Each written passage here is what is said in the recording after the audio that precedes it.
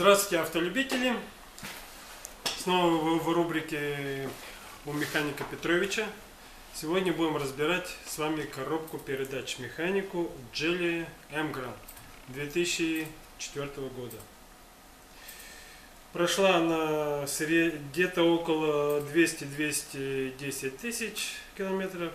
В данный момент клиент жалуется на гул в коробке. То есть предположительно это у нас подшипники задние первично-вторичной передачи, задние подшипники.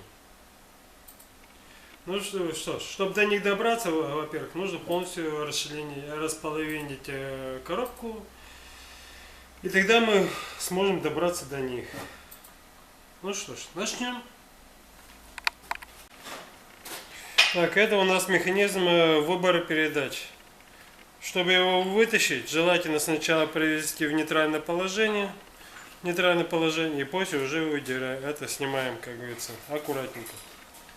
Это мы уберем.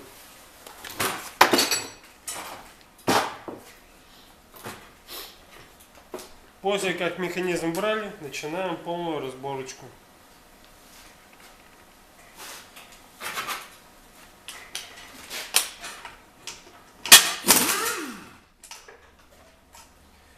Удобнее выкрутить сначала изнутри колокола,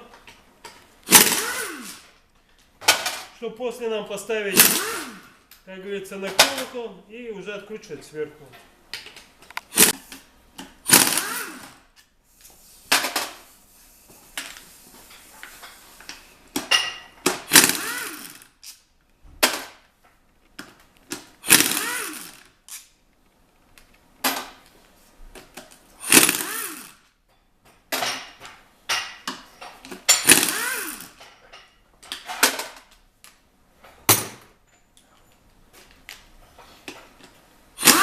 Снимаем верхний лючок,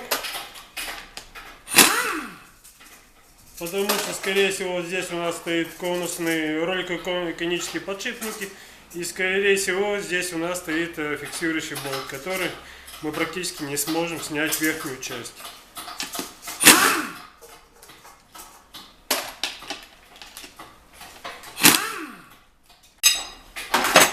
Диска-то нету.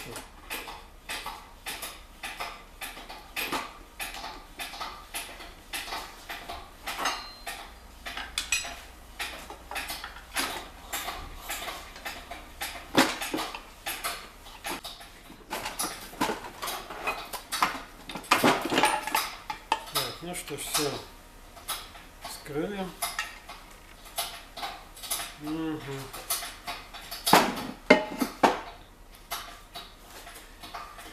Итак, мы его вскрыли. Так, это вот у нас магнитик стоит здесь вот. Вот здесь вот выпал. Воткнем пока на место магнитик.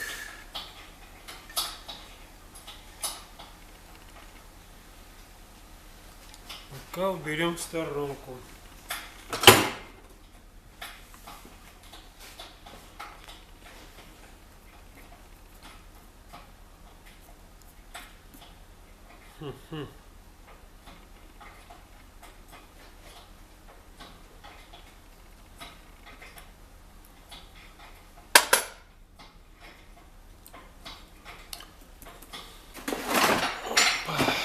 Итак, нас интересует этот подшипник, шариковый подшипничек, и роликово-конический подшипничек.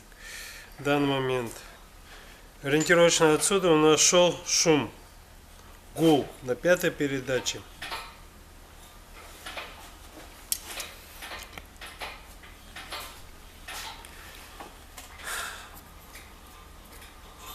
Предварительно одно могу сказать, что шариковый однорядный подшипник у нас хороший.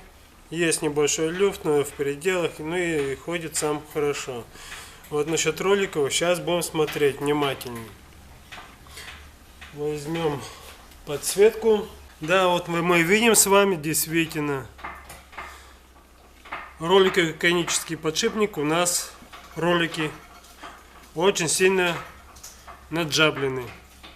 будем менять. Вот она причина. Так, вот, сняли подшипничек, ролик механический. Так, проверяем, все ли у нас здесь в порядке. Так, упорный подшипник, стопор. Вопрос интересный. Стопор почему-то у нас отошел. Это очень интересно.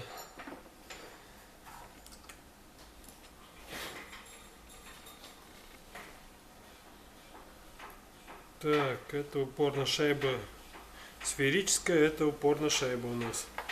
Тоже разберемся. И сейчас этот вытащим. Ого. Так, чтобы его вытащить, я думаю, прибегнем. А вот болт, это ставим болт, соответственно. И вот двухлапчатым съемником сейчас вытащим. Так, снимаем вал с паразитки. Это у нас считается шестерня паразитка, то есть шестерня задней передачи. Убираем, откручиваем, соответственно. Сам механизм переключения передач.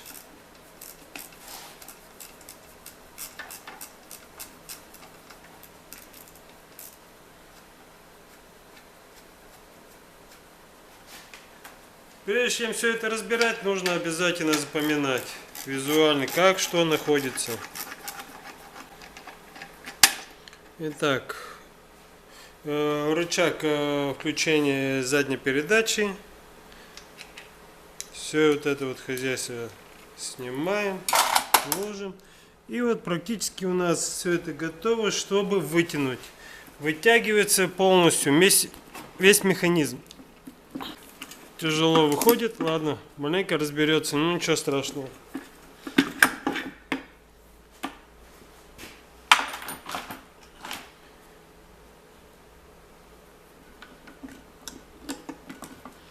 Так. И соответственно вот у нас сняли вторичный вал. Все. Вот у нас главная пара здесь у нас находится и дифференциал соответственно. Проверяем шестерню спидометра. Да тут у нас восстановление было уже. Ладно, это вот мы обратим внимание. Восстановление корпуса дифференциала. Сейчас мы протерем, посмотрим. Вот смотрите, что восстановление было. Ладно, учтем все это хозяйство и будем смотреть. Итак, вот у нас в разобранном виде. У нас сейчас будет замена сальника первичного вала, так как он находится, ставится изнутри, как видим. И будем перебирать первичный вал и вторичный вал. Тот самый. Проверим. Соответственно, проверяем. Так. Сальничек тот самый. Маленько пружинку это раскручиваем. Внутреннюю пружинку сальника. И укорачиваем примерно на пару ниток. Так, укорачиваем 2-3 ниточки. Аккуратно. Со стороны, будем так, вот здесь сужение пружинки, мы ее оставляем, не трогаем ни в коем случае, иначе соединить не сможем. Укорачиваем с другой стороны, где большой торец. И чтобы соединить, маленько разворачивать, это раскручиваем пружинку. Раскручиваем, вставляем ее. И она как по резьбе вкручивается. Проверяем, чтобы она была прямая, не восьмерочкой. И, естественно, проверим на вытяжку, где у нас замок. Вот он, замочек. Все крепко стоит. Вставляем, проверяем. Теперь, прежде чем сюда поставить, мы должны смазать литольчиком. Литолом или лучше всего литиевой смазочкой. Литиева сейчас у меня нету, а литол есть. Литию вгоняем вот таким маленько, вот так вот. Смазываем. Для того, чтобы у нас лучше была притирка, и, естественно, масло меньше пропускало. И лучше у нас будет герметизация с валом. Так, меняем сальничек, смазываем внутри обязательно на 360 деталь, как говорится, на рабочий орган. И вот вставляем. Прежде чем вставлять, забивать, проверяем. Вот у нас головочка ходит, как раз вот. Это у нас на 27. Вот мы ей будем и забивать. То есть вставляем аккуратненько.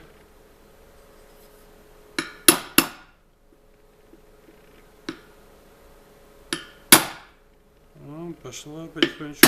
После каждого ударчика проверяем.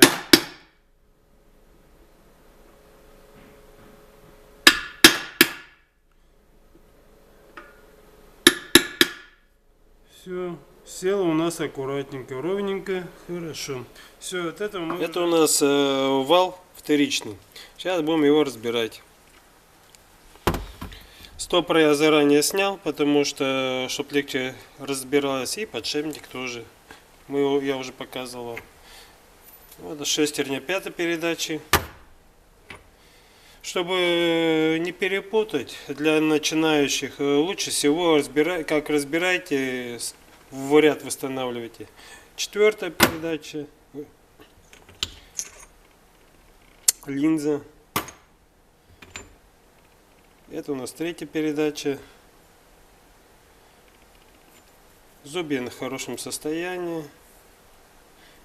Отколотости нету, это хорошо. Так. Это у нас вторая передача. Сразу смотрим домики, состояние домиков. И так, вот состояние домиков смотрим. Так, это синхрон, двойной синхрон. Вот такие синхроны называются двойные, потому что у них находится сразу два синхронизатора. Тоже их смотрим. Их маленькая стертость пошла. Фиксация. Так, вот смотрите. В чем причина здесь? В данный момент. Смотрим, в чем причина. Как определить износ синхрона.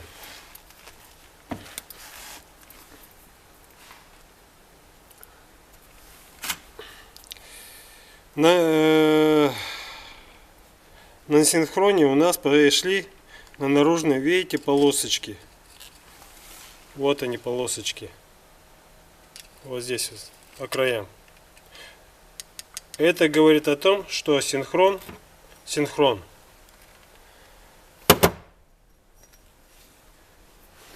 доходит. Так. Вот здесь мы видим, это уже говорил. Это говорит о том, что он доходит до шестеренки. До шестеренки. Вот здесь у нас тоже есть черточки на шестеренке, обозначение. Значит, наружный синхрон доходит до шестеренки. Что не должно быть? Потому что это говорит о том, что это говорит об износе синхрона. Этого не должно быть. Такие синхроны выбраковываются. Они перестают эффективно работать.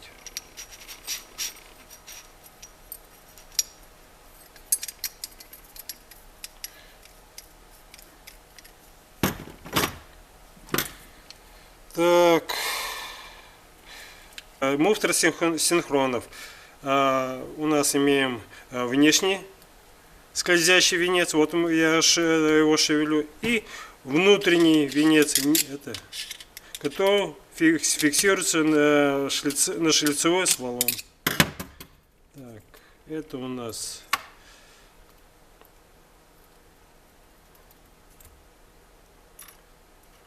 переставляем, чтобы не перепутать все в очередности. И сейчас будем снимать стопор.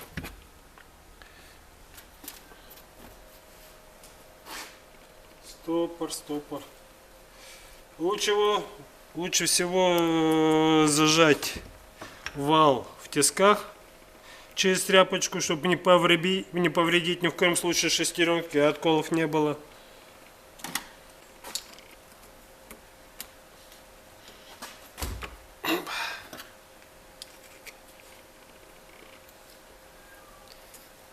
Опа. Разожженных плоскогубцы и отверточки мы сняли стопор. Дальше. С муфтой синхронов будьте аккуратненькие. Здесь у нас имеются сухарики. Вот 3 сухарика, там пружинки и шарики. Чтобы не разобрать на ходу и не потерять мелкие детали, лучше всего слегка поддернуть за нижнюю шестеренку, вместе с ней снимется. Вот красота. Снова проверяем целостность домиков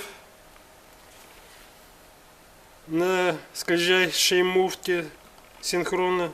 И проверяем синхрон, двойной синхрон первой передачи. К сожалению, он тоже очень плохо работает уже.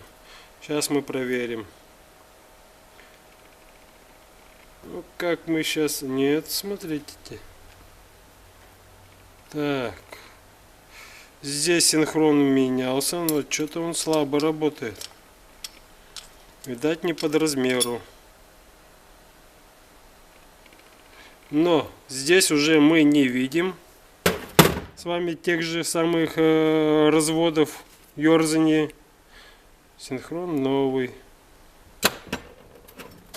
Мы видим с вами новую шестерню. Вот у нас пара-то и менялась. Здесь вот новый синхрон и новая шестерня. Ну ладно, это все оставим в покое. Все это мы оставим с вами в покое.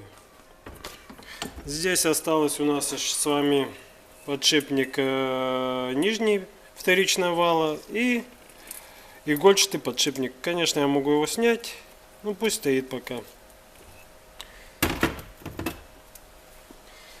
Сейчас будем разбирать первичный вал. Подшипник снимать я не буду. Опа, развалилось. Он в хорошем состоянии.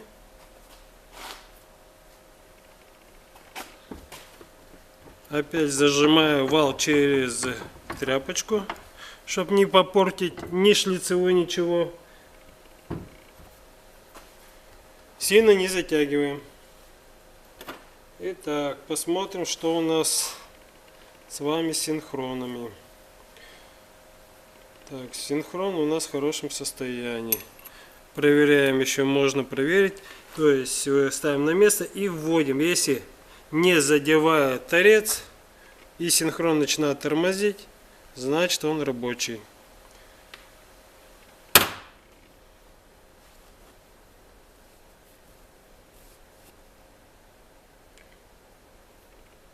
Не видим следов протертости, значит все отлично.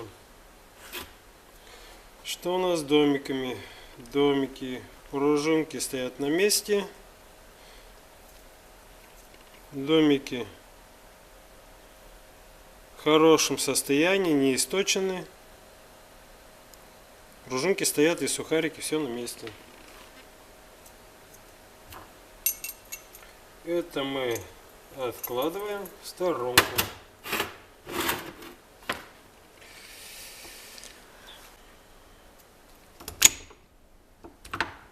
Выдергиваем нижнюю часть, смотрим подшипничек. Подшипничек у нас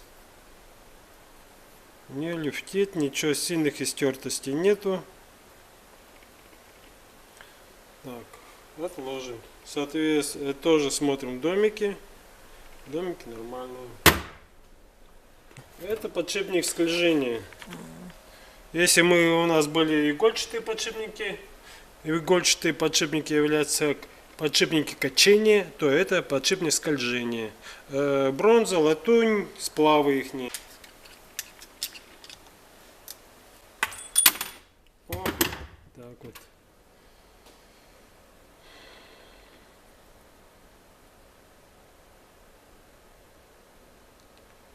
Да, похоже на то, что это у нас с вами обломыш. Обломыш. Кто-то хорошо поработал. Ладно, будем искать в поисках.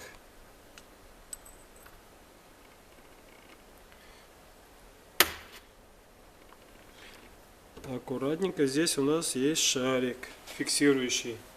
Мы его потихонечку вытянем магнитом. Оп.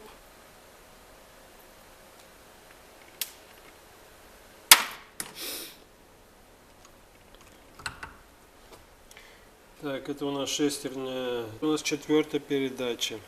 Да, четвертая передача. В хорошем состоянии. Протертости синхронов не наблюдаем. Так, вот у нас скользящий венец муфты синхронов вылетел. Так. Оп, сухарик один отлетел. Ладно. Тоже в хорошем состоянии. Так, надо будет запомнить, что вот у нас, видите, одна скос, другая сверху. Это вот положение скользящего венца надо запомнить.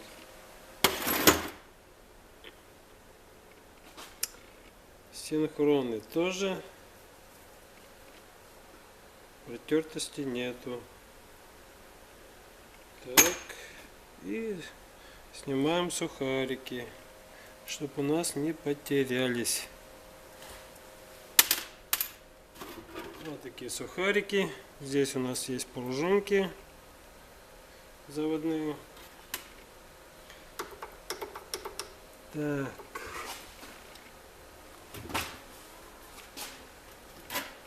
Вот опять-таки, чтобы его снять, надо маленько вот поддернуть. Никак не получается. Ну-ка. О. Смотрите. Так, подшипничек. Подшипничек у нас четвертой передачи.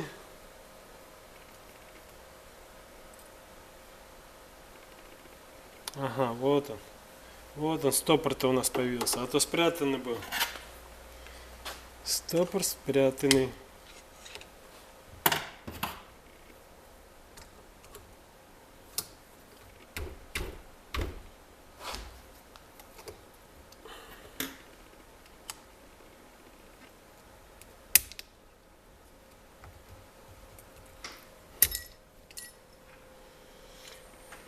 Так, стопор сюда у нас.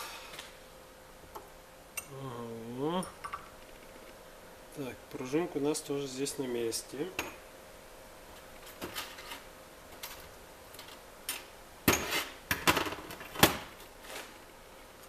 Синхрон.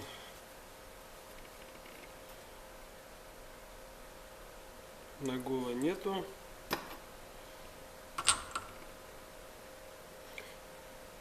И домики тоже все красиво. Нагула нету.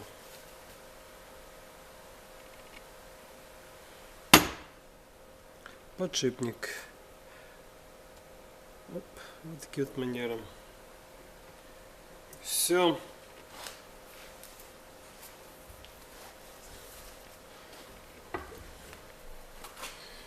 Итак, это у нас вал первичный. Первичный. Коробки передач.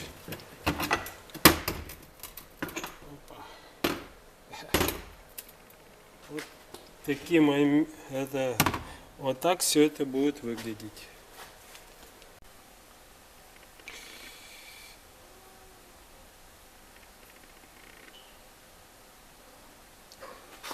Проверяем скользящие венцы на вилке. На вилках тоже. У нас это минимум люфтов должен. То есть вставляем внешние скользящие венцы муфт синхронов и проверяем здесь. Смотрим.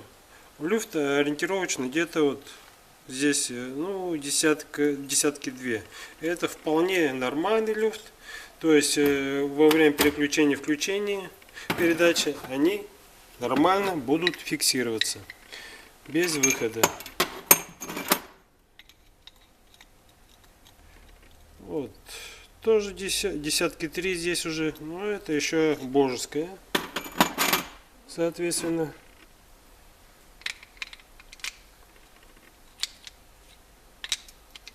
Так, это нет, это у нас вот она, пятая передача. Вот она.